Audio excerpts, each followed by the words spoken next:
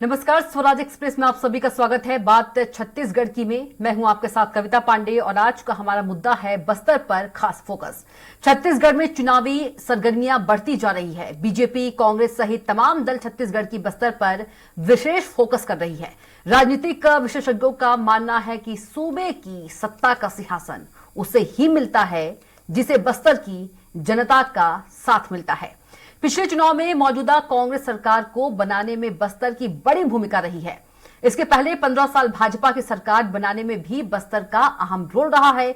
देखिए खास रिपोर्ट और आगे इसी पर खास मेहमानों के साथ चर्चा करेंगे। छत्तीसगढ़ राज्य बनने के बाद 2003 में हुए पहले विधानसभा चुनाव में बस्तर की 12 विधानसभा सीटों में से 9 सीटों पर भाजपा का कब्जा था। तब कांग्रेस के पास 3 ही सीट बची थी। साल 2008 के चुनाव में भाजपा 11 और कांग्रेस महज 1 सीट पर सिमट गई थी। इसके बाद 2013 के चुनाव में कांग्रेस ने बस्तर की 4 विधानसभा सीटों पर जीत हासिल की। भाजपा के पास कुल 8 सीटें बची, लेकिन 2018 के चुनाव में बदलाव की ऐसी लहर चली कि 12 में से 11 सीटों पर कांग्रेस ने परचम लहराया। सिर्फ दंतेवाड़ा सीट से भाजपा के भीमा मंडावी चुनाव जीते थे। उनकी नक्सल हत्या के बाद जब उपचुनाव हुए तो बस्तर की ये इकलौती सीट भी भाजपा के हाथ से जाती रही। यहाँ कांग्रेस की देवती कर्मा की जीत हुई। बस्तर की सभी 12 विधानसभा सीटों से बाहर हुई भाजपा वापसी के लिए बेचैन है। करारी हार के बाद इस चुनाव में जीत हासिल करने के लिए भाजपा अपनी तरफ से पूरी जोर आजमाइश कर रही है। परिवर्तन यात्रा का आगाज भाजपा ने बस्तर के दंतेवाड़ा से ही किया। छत्तीसगढ़ के विधायकों के साथ अन्य राज्यों के विधायकों को भी लगातार बस्तर के 12 विधानसभा सीटों में भेजकर चुनावी तैयारी कराई। बस्तर में इस साल गृह मंत्री अमित शाह, रक्षा मंत्री राजनाथ सिंह, राष्ट्रीय अध्यक्ष जेपी नड्डा जैसे भाजपा के दिग्गज नेता दौरा कर चुके हैं। वहीं प्रधानमंत्री नरेंद्र मोदी ने भी हाल ही में जगदलपुर में बड़ी सभा की है। विपक्ष बस्तर में बाजी पलटने के लिए बेचैन नजर आ रही है, लेकिन कांग्रेस भी अपनी पकड़ जरा भी कम नहीं करना चाहती।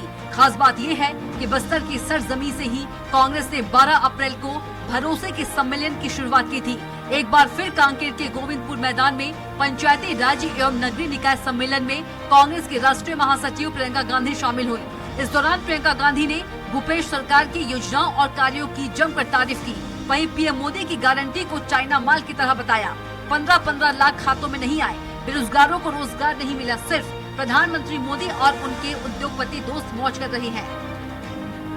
प्रियंका गांधी के दौरे और विकास कार्यों की सौगात पर बीजेपी नेता श्री चंद्र सुंदरानी ने कहा, 4.25 साल में सरकार हाथ पर हाथ धरे बैठी रही। आखिरी 2 महीने में घोषणाएं कर रहे यह खोखली साबित होगी। अगर सीएम विकास कार्यों के प्रति गंभीर होते तो यहाँ विकास होता। छत्तीसगढ़ को 2003 से पहले की स्थिति में ला दिया गया।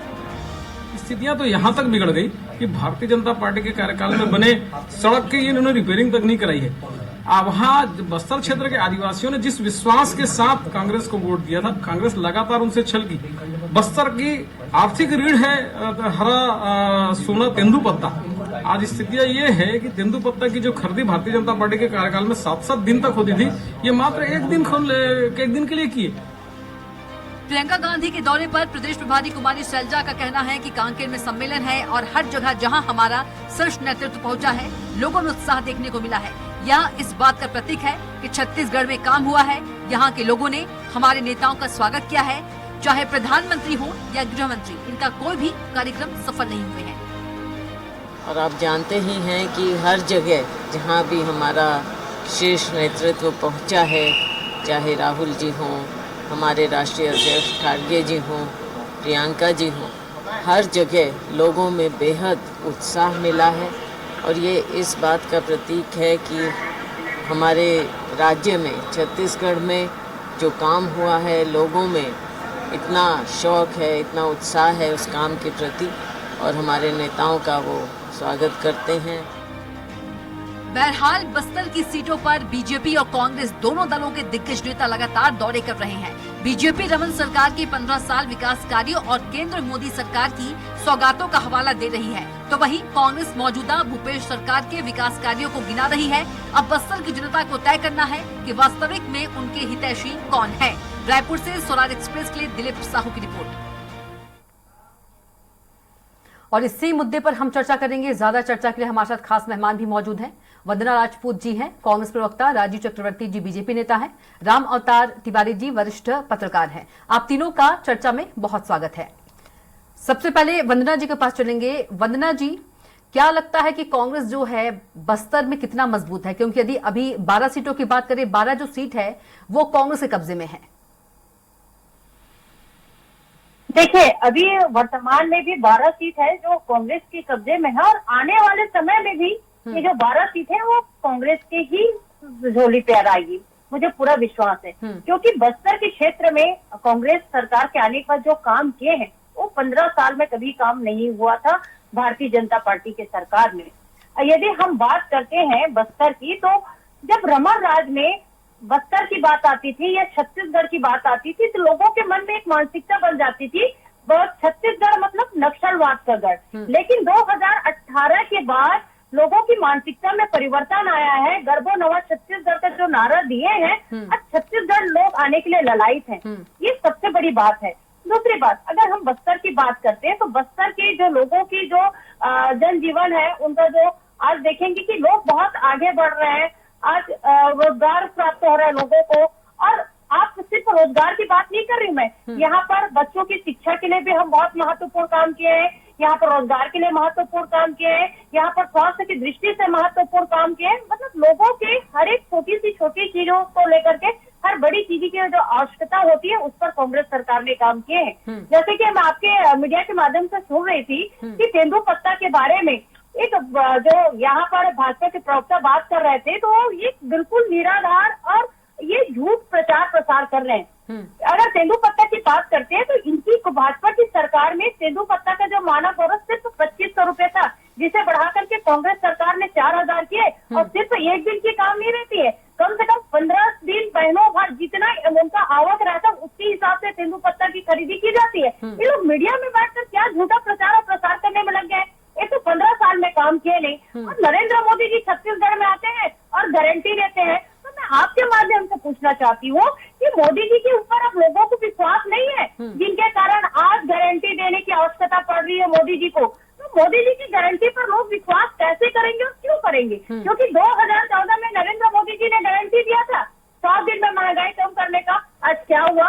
मोदी जी ने 2014 में गारंटी दिया था कि सबके खाते में 15-15 लाख आएंगे, उसका कोई अता पता नहीं। मोदी जी ने गारंटी दिया था कि जो 400 रुपए गैस सिलेंडर है, हमारी जब सरकार आएगी तो हम उससे कम कीमत में देंगे। अब गैस सिलेंडर 1200 रुपए के पार है। ठीक है, राजीव जी जवाब देना चाह रहे हैं जी। ये प्रति वर्ष 2 करोड़ जो बेरोजगार युवाओं को रोजगार ठीक है वंदना जी, राजीव जी जवाब देना चाह रहे हैं 2022 तक किसानों का इनकम है वो दोगुनी करेंगे जी। आपके आरोपों के जवाब देना चाह रहे हैं जी राजीव जी। कोई आता पता नहीं जी राजीव जी बताइएगा। जी जी जी, देखिए कविता जी, जिस प्रकार से बस्तर में जो नक्सलवाद की जो बुनियाद शुरू हुई है वो कांग्रेस पार्टी के कारण शुरू हुई है। नक्सलियों को जो उर्वरा भूमि प्रदान की थी कांग्रेस पार्टी ने की थी। ये इतिहास है, राजनीतिक विश्लेषक भी बताएंगे। और ठीक है, मैं मानता हूं उन्होंने देश और दुनिया को बस्तर से अजूबा करके अबुझ करके रखा था। वो इसलिए रखा था ताकि बस्तर तक विकास की किरणें नहीं जा सके। पहली बार 77 में और उसके बाद 1990 में जब पटवा जी की सरकार बनती है तब बस्तर को देश, और नहीं तो बस्तर वो क्षेत्र था जहां आंत्र शोथ से लोग मारे जाते थे। फैल्सीफेरम, मलेरिया, ब्रोंको निमोनिया और निमोनिया जैसी लोगों की मौत होती थी। हमको जो 3 जनादेश मिला वो 3 जनादेश बस्तर के लोग, सारे लोग तो साथ दिए थे। बस्तर का अभूतपूर्व मां दंतेश्वरी का आशीर्वाद हमको प्राप्त हुआ। अब हमारी बहन जी कह रही थी कि तेंदुपत्ता मानक बोरा बढ़ा दिया, लेकिन इसमें बिचौलियों का खेल हुआ। जो बस्तर की मुख्य वनोपज है, हमारे समय में उसकी 1 महीना 18 दिन तक खरीदी होती थी, लेकिन आज उस खरीदी को 1 दिन के लिए ओपन एंड क्लोज कर दिया गया। जैसे महादेव ऐप का होता है, 1 दिन खुलता है दूसरे दिन बंद हो जाता है, वो पैसा कहाँ चला जाता है। उसी तर्ज पर ताकि बिचौलियों का खुला खेल बस्तर में हो सके, चाहे लाइवलीहुड कॉलेज के माध्यम से बस्तर का विकास हो। बस्तर की बालिकाएं पायलट और फ्लाइट अटेंडेंट बनी क्योंकि हमने जगह जगह पर उनके पढ़ाई की विशेष व्यवस्था की। तो बस्तर को किसी ने संवारा तो भारतीय जनता पार्टी ने बनाया। और मैं मानता हूं, बिल्कुल विनम्रता से स्वीकार करता हूं कि बस्तर कांग्रेस का गढ़ था, लेकिन अब वो कांग्रेस का गढ़ नहीं रहा। पिछले चुनाव में भी जो किसान बंधु थे, जो आदिवासी बंधु थे, वो मान गए कि ठीक है, हमने 3 जनादेश भाजपा को दिया, 1 जनादेश कांग्रेस को देके रखते हैं। लेकिन आज जो हालात है, जिस प्रकार से लाठीचार्ज हुआ सिलगेर में, जिस प्रकार से वहां के लोग पलायन कर रहे हैं, जिस प्रकार से वहां बालिकाओं के साथ अत्याचार अनाचार हो रहा है, उसके लिए बस्तर के लोग अब जाग चुके हैं। बस्तर के सारे लोग, बस्तर में रहने वाले ओबीसी, बस्तर के स्वर्ण जाति के लोग, बस्तर के दलित आदिवासी बंधु, तमाम लोग अब लामबंद हो गए हैं कि भारतीय जनता पार्टी की सरकार को वापस लाना है और विकास को पाना है। और जैसा कि आपके डिबेट में विषय है कि बस्तर किसका होगा, तो निश्चित रूप से बस्तर भी हमारा होगा, सरगुजा भी हमारा होगा और मैदानी क्षेत्र भी भारतीय जनता पार्टी की होगी और भारतीय जनता पार्टी की प्रचंड जीत होगी। बहुत विश्वास के साथ आप कह रहे हैं बस्तर भी आपका, सरगुजा भी आपका, लेकिन पिछली बार की बात करें तो सिर्फ एक ही सीट थी आपके पास। तो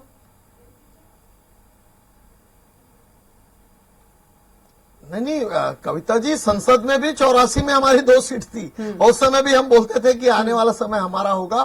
तो देखिए, हम 90 पर आए, फिर 118 हुआ, फिर 170 हुआ। आज देश में लगातार 2 जनादेश पूरी देश की जनता हमें दे रही है। तमाम कांग्रेस ने विरोधाभास खड़ा किया, राफेल का विरोधाभास खड़ा किया, नोटबंदी के खिलाफ लोगों को भड़काया, जाति के नाम पर लोगों को भड़काया, एंटी राइट्स बिल लाया कांग्रेस ने। बिल्कुल, जब बस्तर की हम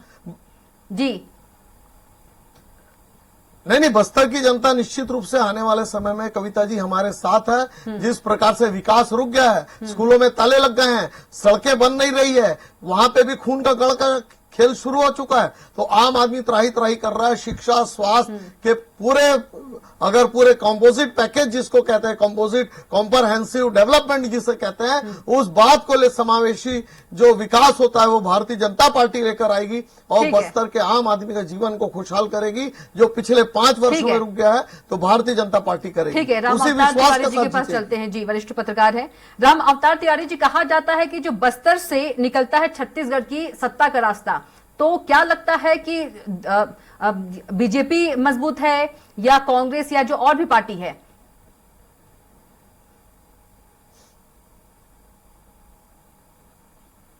देखिए, बस्तर के विकास के लिए जिस तरीके से काम होना चाहिए था, वो आज भी उस गति से काम नहीं हुआ, पहले भी नहीं हुआ और आज भी नहीं हुआ। जबकि केंद्र सरकार से और राज्य सरकार से इन पिछड़े इलाकों को, आदिवासी इलाकों को अलग से मद भी मिलता है बहुत सारी योजनाओं में जी। उसके बावजूद भी वो आदिवासी लंगोटीधारी हैं, आज भी वो नक्सलवाद से घिरे हैं, आज भी स्वास्थ्य की समस्याओं से घिरे हैं, आज भी शिक्षा नहीं है, वहां पर पहुंच मार्ग नहीं है। इसके लिए किसी एक पार्टी को दोषी नहीं ठहरा सकते जी। कोई एक पार्टी है, क्योंकि 15 साल का मौका भाजपा को भी मिला। भाजपा ने क्या किया? फिर कांग्रेस को तो उसके पहले सत्ता में रही, अभी भी सत्ता में क्या किया?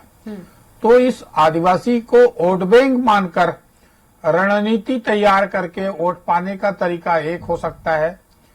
दूसरा तरीका हो सकता है उनके विकास की दिशा में काम किया जाए, उनको शिक्षा, स्वास्थ्य में काम किया जाए, उनको आत्मनिर्भर बनाया जाए, तभी वहां पर नक्सलवाद भी खत्म होगा और शिक्षा का द्वार खुलेगा और लोग जो विकास करेंगे, तभी सच्चे मायने में वहां पर सरकार दिखेगी, विकास दिखेगा। अन्यथा बयानबाजियों में, आरोपों में तो कोई दम नजर नहीं आता। वो इसलिए नहीं आता कि जमीनी हकीकत कुछ दूसरा बयां कर रही है। वहां पर के जो लोग हैं, उन लोगों के नाम पर दूसरे लोग हैं, वो पैसे वाले बन गए, व्यापारी बन गए, माला माल हो गए, योजनाओं की आड़ में दलाल सक्रिय हो गए। परंतु वो जो मूल आदिवासी है, जो शिक्षित है, सज्जन है जी, उसके सुध लेने का और उसके लिए ठोस रोडमैप बना के काम करने की दिशा में काम की जरूरत आज भी है। तभी नक्सलवाद खत्म होगा, तभी राशन लोगों को सही तरीके से मिल पाएगा। और सरकार जो है, केंद्र सरकार, राज्य सरकार और संविधान में इस वर्ग को इतनी सारी सुविधाएं दी गई है, उस सुविधा के आड़ में बहुत सारे अधिकारी फल फूल रहे हैं, व्यापारी फल फूल रहे हैं। वो जो बेचारा है जिसके नाम से योजना बनी है, जिसके नाम से राशि आ रहा है, कहीं ना कहीं वो आज भी जो है अच्छे तरीके से काम नहीं होने के कारण वहां विकास नहीं हुआ है। दूसरी बात, जीत और हार की, बस्तर को कांग्रेस का गढ़ माना जाता था जी। पर ऐसा नहीं है कि पिछले 2 चुनाव देखेंगे तो भाजपा ने भी परफॉर्मेंस अच्छा किया है, उसके भी बीच कार्यकर्ता है, उनके बीच नेता है। तो इसलिए चुनाव में क्या होगा, जनता क्या सोच रही है, ये बता पाना बहुत जल्दबाजी होगी, क्योंकि इसमें टिकट का वितरण होना है, कैसे है, कौन समाज को सही तरीके से लुभा पाया, और वनोपज का जो मूल्य है वो वास्तविक में इस सरकार ने वृद्धि की है जी। अब वृद्धि का लाभ कितना मिल पाता है, कितने लोगों को लाभ मिल पाया, बिचौलिया की क्या स्थिति बनी है, ये सब चीजें जो है, चुनाव अलग होता है, विकास के काम अलग होते हैं। ठीक है। चुनाव में प्रबंधन की महत्वपूर्ण भूमिका है, जी। टिकट के लोगों की क्या भूमिका है, वो अलग अलग चीजें हैं जी। जो आगामी दिनों देखने को मिलेगा। ठीक है। मगर इस चीज के लिए दोनों पार्टी को एकजुट होना चाहिए कि नक्सलवाद वहां पर खत्म हो और वहां पर आम लोगों को, जो खासकर जो जंगली इलाके में रह रहे हैं बेचारे, उनके जीवन बेहतर बन पाए, जी। इसके लिए एकजुट बने। उनके ठीक लिए है। बड़ी बड़ी बातें तो करते हैं, जी। बड़ी रैली, बड़े प्रदर्शन, बड़ी बड़े बयानबाजी हो रहे हैं। उन बयानबाजियों से उन आदिवासियों के हितों का जिस तरह से संवर्धन होना चाहिए वो नहीं हो पाएगा। बयान से उनको, राजनीतिक दलों को फायदे हो सकते हैं, उन लोगों जो जमीनी धरातल में अभाव में जी रहे हैं उनके लिए तो योजना ही महत्वपूर्ण है। ठीक है, वंदना जी के उनके पास लिए चलेंगे। ठोस रणनीति महत्वपूर्ण है, उनके लिए दृढ़ इच्छा शक्ति महत्वपूर्ण है।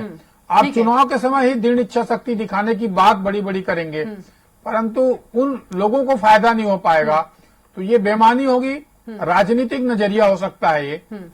ठीक है, इसमें वंदना विकास जी। नहीं है उन लोगों का, उन लोगों की भागीदारी बढ़ानी ठीक होगी, है, ठीक है। तभी सही विकास जी। बस्तर का हो जी। सकता है। वंदना जी, चुनाव रामावतार तो कोई तिवारी भी जी कह जीत रहे या हैं हार सकता है, जी, कि जिस समीकरणों के गति से जरिए विकास होना चाहिए उस गति वर्ग से के विकास विकास नहीं को हो ध्यान रहा है। देना होगा।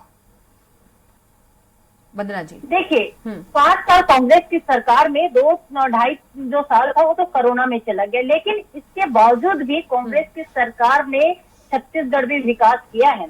आप देखेंगे कि पिछले 15 साल में रमन राज में जो आदिवासी होते थे उनके जल जंगल जमीन छीनने का काम करते थे, लेकिन कांग्रेस की सरकार में आदिवासियों के अधिकार को देने का काम किए, उसके जो जल जंगल जमीन जो छीने गए थे उनको वापस करने का काम कांग्रेस की सरकार ने किया है। कांग्रेस की सरकार ने पैसा जो नियम है उसको लागू करने का काम किया। 15 साल में कभी रमन सिंह ने ये नहीं किया। और सबसे बड़ी बात है, जैसे कि मैं सोच रही थी नक्सलाइट की बात करते थे, तो मीना खलको की जो कांड है उसको शायद राजीव भाई को बहुत अच्छे से याद होगा कि कैसे नकली बता करके काउंटर कर दिया जाता था, और नकली बता करके जो निर्दोष आदिवासी है उनको जेल के सलाखों के पीछे भेज दिए जाते थे। लेकिन आज ऐसा नहीं होता है। आज जो आदिवासी है उनके साथ न्याय हो रहा है। और रही बात, जैसे पहले भी मैंने कहा था कि रोजगार की बात, तो रोजगार के साधन उपलब्ध करा रहे हैं कांग्रेस सरकार में। 65 लघु वनोपजों की जो समर्थन मूल्य पे खरीदी कर रहे हैं, और लाख का जो उत्पादन होता है वो बस्तर में बहुत अधिक होता है। और हमने लाख उत्पादन को भी कृषि का दर्जा दिया है, मछली पालन को भी कृषि का दर्जा दिया है। और यहाँ सबसे बड़ी बात है, अगर बच्चों की बात करते हैं तो पूर्वती रमन सिंह की सरकार में हिंदी माध्यम के जो स्कूल रहता था उसको बंद करने का काम करते थे, और हमारी सरकार में हिंदी माध्यम की जो स्कूल है उसकी गुणवत्ता में तो सुधार कर ही रही है, लेकिन इसके साथ में अंग्रेजी माध्यम स्कूल खोलने के काम किए। आज बस्तर में जाकर के देखिए, आज गांव में जाकर के देखिए, वहाँ के जो बच्चे कितने फराटेदार इंग्लिश में तो बात करते हैं और यही फराटेदार इंग्लिश में आज पढ़ाई कर रहे हैं। कभी गरीब की किसान सोचे भी नहीं थे, गरीब किसान के हमारे बच्चे अंग्रेजी माध्यम के स्कूल में पढ़ेंगे, उनके लिए एक सपना था। लेकिन इस सपना को साकार करने का काम माननीय मुख्यमंत्री भूपेश बघेल ने किया है। और आपके माध्यम से एक बात और बता दूं मैं, अगर छत्तीसगढ़ की बात करते हैं तो छत्तीसगढ़ की परंपरा, छत्तीसगढ़ के रीति रिवाज, छत्तीसगढ़ के संस्कृति को आगे बढ़ाने का काम हमारे माननीय मुख्यमंत्री भूपेश बघेल की सरकार ने किया है। आप देखते हैं कि बस्तर में जो देवगुड़ी होता है, ये गांव-गांव में बहुत इनकी पूजा करते हैं और मानते हैं, लेकिन इनकी सरकार में देवगुड़ी कभी नहीं बना। और आप देखते थे कि सबसे ज्यादा अगर चर्च बनने का काम हुआ था तो भाजपा के जो रमन सिंह की सरकार में चर्च बनते थे, लेकिन हमारी सरकार में हमने देवगुड़ी बनाने काम किया। हम सब जो संस्कृति है, परंपरा है, उसको आगे बढ़ाने का काम करें तो कविता जी, ठीक है, जवाब ले लेते हैं राजीव जी से। मैं जी जवाब देना जी चाहूंगा। राजीव जी जवाब ले लेते हैं। चर्च जी जी जी जिस कविता जी अभी वंदना जी कह रही थी कि वनोपज, तो मैं वहाँ बता दूं परालकोट एक बहुत बड़ा क्षेत्र है। वहाँ पर जो भुट्टा उत्पादक है उसके उपज को नहीं दिया जाता, वो बिचौलिए के फांस में फंसे हुए हैं। अभी वो बड़ी योजनाओं की बात कर रही थी, वो योजनाएं कागजों में है और सड़कों के प्रिंटिंग में है, लेकिन धरातल पर जमीनी स्तर पर नहीं है। और जहाँ तक नक्सलवाद और चर्च की बात कर रही थी, तो भूपेश बघेल जी, मैं जिम्मेदारी से कहता हूँ, पुलिस और भूपेश बघेल जी सोनिया गांधी जी के एजेंडा को चला रही है। वहाँ पर चर्च का आतंक चल रहा है, वहाँ पर डी लिस्टिंग की बात की जा रही है कि आप चर्च का भी फायदा लेंगे, बड़े महंगे स्कूलों में भी पढ़ोगे और उसके बाद आरक्षण का भी फायदा लोगे। ये नहीं चलेगा। इसको लेकर वर्ग संघर्ष चल रहा है बस्तर में, और भूपेश बघेल जी की सरकार और वहाँ की पुलिस निहत्थे आदिवासियों को वंदना जी सुन लीजिए, वंदना जी सुन लीजिए, वंदना जी सुन लीजिए। शांत होने बोलिए। ये शालीनता नहीं है, ये शालीनता नहीं है। सुन लीजिए वंदना जी, सुन रही है, वो सुन रही है, आप बोलिए। मेरा ये प्रश्न है कि क्यों बस्तर के खेल जी तमाम जिलों में, चाहे सुकमा जिला हो या दंतेवाड़े के जिले हो, क्यों वहां पे ग्रामीण सड़कों पर उतर गए हैं कि डीलिस्टिंग की मांग कर रहे हैं, और वहां पर बस्तर की पुलिस और भूपेश बघेल जी की पुलिस क्यों मूल आदिवासियों को पीट कर मार रही है, जिसको लेके वहां के तत्कालीन एसपी ने चिट्ठी भी लिखी थी कि यहाँ पर जो चर्च की दादागिरी चल रही है और ग्रामीण आदिवासी बहुत आक्रोशित है, लेकिन उसके बावजूद उनका ट्रांसफर कर दिया गया और आदिवासियों के ऊपर बहुत जुल्म किया जा रहा है। ये कौन सी राजनीति है? ये कौन सा राज्य चलाने का तरीका है? आप बड़ी संस्कृति चलाने की बात करते हैं, तो इसके पहले चाइना की संस्कृति चलती थी छत्तीसगढ़ में। अरे छत्तीसगढ़ की संस्कृति, आदिवासी संस्कृति छत्तीसगढ़ की जड़ है। जवाब लेते हैं वंदना जी से। आज भी है और हजारों साल तक रहेगी। ठीक है वंदना जी, लेकिन उसकी आड़ ठीक है वंदना जी कुछ बोलना चाह रही है। ठीक है ठीक है वंदना जी बोलना चाह रही है, इसके बाद चलेंगे सनातन का अपमान करती है। जवाब सुन लीजिए राजीव जी, जवाब सुन लीजिए राजीव जी, जवाब सुन लीजिए, समय का अभाव है, समय होने वाला है, जवाब सुन लीजिए। जी वंदना जी। कविता जी, 15 साल के सरकार में कभी इन्होंने छत्तीसगढ़ वर्ड का यूज नहीं किया था। आप कौन सी नारा दे रहे हैं? बदलबो। ये माननीय मुख्यमंत्री अच्छा पाकिस्तान बोलते थे। अरे छत्तीसगढ़ छत्तीसगढ़ी का है।